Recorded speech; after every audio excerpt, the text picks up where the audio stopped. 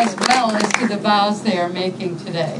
We are also here because we symbolize all the people in the world who will be touched by their love for each other. I remind all of us that we are invited to this wedding by divine purpose. Our feet are on holy ground. Lisa and Christina would like you to know that each one of you, at one time or another, has given them the support, the love, and the caring they needed to get through that day, that moment, and that's why they are so glad to have you here in this moment, this day, one of the most important of their lives. Lisa and Christina met and became friends when they were 9 years old. Nice sound effects. In the path of an entire life, we meet many who come into our life and exit our life as the moment demands. And so it goes with friends, lovers, partners, and even spouses. There is one special relationship that goes beyond having a friend. It is more than being a lover. It is greater than a bond that partners share and exceeds the typical limits of being a spouse. The relationship has a feeling of destiny about it. Some call it a soulmate relationship. To me, the name is not what's important. Rather, the closeness of the relationship and the magic of love moving through Christina and Lisa's lives together is what's important. We are truly blessed to be here today to hear a story of love that will not fade away and does not fade away through use or familiarity or time. It is born of commitment through many lifetimes. How Lisa and Christina met and how they came to this October 14th is a story I will tell you after we take a few minutes to go inside and meditate about love. So if you just join with me and close your eyes, trust me for a minute here. Take a deep breath. And as you take your next breath, put your attention into your heart. I want you to recall in this moment the times we have felt love in our lives. When we first loved another person. Our mother, our father, our first love, our best friend, our husbands, our wives, our children, our lovers, ourselves. And allow that love, which is our most joyful, common bond, to be recalled in our hearts now. This is the feeling that has brought us here today. This is the holy moment we've been invited to share. In this awareness, let us begin the celebration of the marriage of Christina and Lisa. One more breath. Bring that love with you. You may open your eyes. So now you're going to hear a great story. Some of you know parts of it, and some of you know most of it, but I don't think you all know all of it. This is a story of a love that was meant to be, a story of having the courage to overcome obstacles. Lisa first met Christina during a visit to a convent that her aunt, Sister Carlotta, ran. Sister Carlotta had just taken in a homeless family of 8. Lisa, her younger brother, and her parents were invited over to meet this family. Upon being introduced to Christina as a tomboy just like herself, Sister Carlotta said, I lost my place. Just like herself, Lisa was instantly smitten and said to herself, I'm going to take care of her. She's going to be my best friend. Christina's initial reaction to Lisa and her brother was, which one is the girl?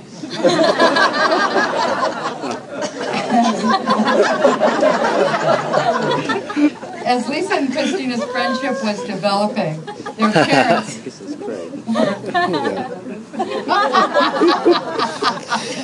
their parents were simultaneously creating a born-again Christian evangelist group, and things were getting overly religious and very strict in their households. So in order to deal with these new and unbearable restrictions,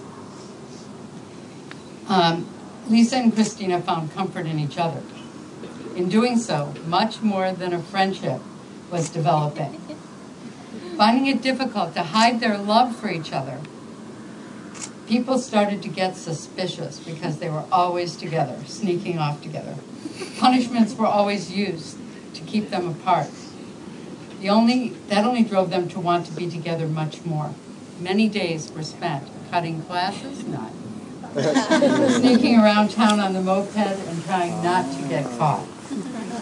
Lisa became a radical ringleader against the rules imposed by the People of Hope, the charismatic group that their parents were a part of.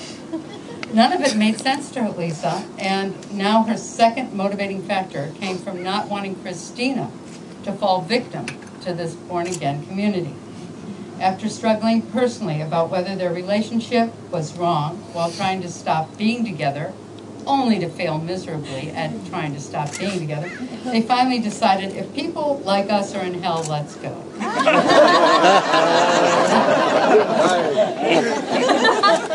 Lisa took the reins early in the relationship, scheming a way to get out. They both got jobs and started saving money for supplies, for toiletries, and a getaway car. The plan was to leave home in the middle of the night so no one could stop them. As Lisa went to pick up Christina at her house, her biggest fear was that Christina might not have the courage to follow their plan. When Lisa pulled up to the house and saw Christina waiting for her at the curb with a pillowcase stuffed with belongings, Lisa's heart swelled, and it became the touchstone of their relationship. They left home without a real plan and very little money. All Lisa had were passwords from her brother Keith, who said she could stay with them if things got too tough at home. What an act of faith in their love and their life to take off with practically nothing, not knowing where they were going. They had just turned 18. Their first stop that night was to White Castle. After which Lisa then spent the night teaching Christina how to drive a stick shift. That morning they drove to Keith's apartment. Keith, who though was shocked upon answering his door, took them in and let them stay until they found an apartment of their own. That night became their elopement, and we celebrate that anniversary today, along with their wedding, October 14th, 1983.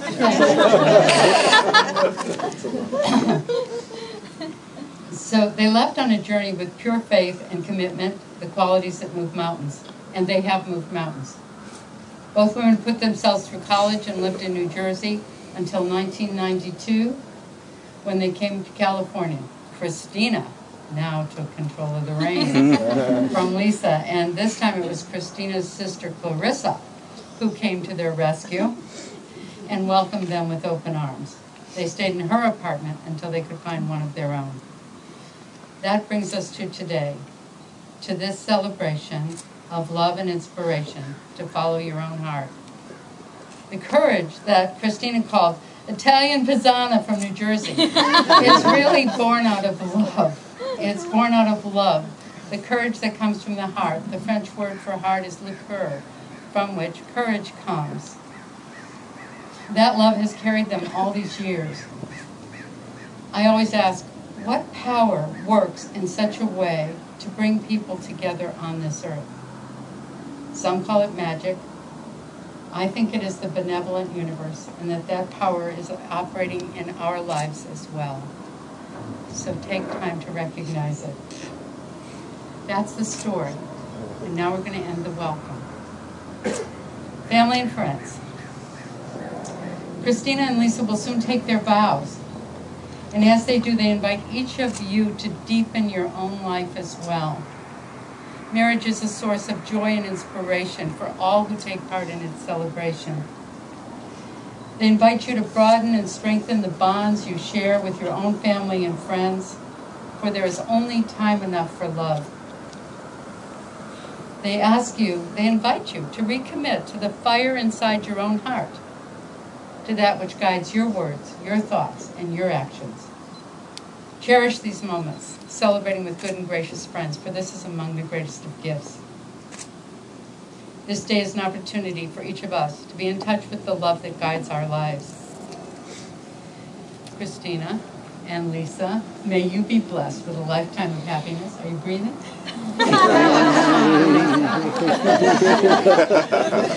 May you be blessed with a lifetime of happiness, and may you always be blessed in your hearts with the wonder of this special day, adding it to all the special days you've shared together.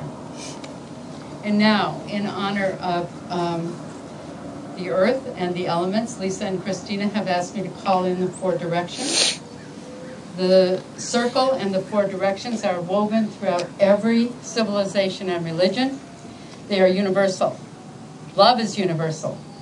And the deep desire for peaceful relations with one another and with all life is universal. In this spirit, I dedicate this circle and draw it around with my hand sweep and mind's eye to include all of us. Keith, would you hold this for me, please? I think I know where the directions are. We will now invoke the 4 directions: east, south, west, north, and the center.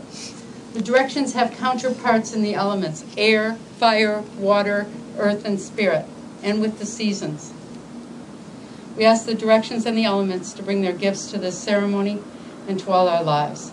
Allow yourselves to receive these gifts as we ask them to be present. So to the east, spirit of air, fill us with clarity of thought and perception. Free us from self-judgment and projection. May we always trust our vision and our intuition. To the south, spirit of fire, strengthen our wills. Fill us with unconditional love, purified into radiant light. Let our passion live.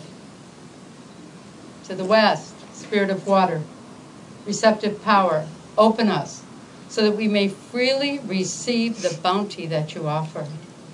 Let the emotions that spring from our hearts express as freely as water flows.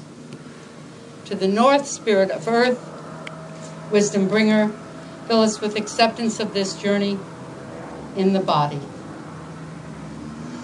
That's a good place for a breath. Keep us centered and grounded as we do our work on this planet. And to our own being, the center. Spirit of the center, fill us for love for ourselves as we are. Keep us flexible so that we may continually change, yet stay in balance moment to moment. Remember that everything we need is available in every breath. That means we should take another breath, don't you think? So close your eyes for a moment and allow these qualities to fill your own body.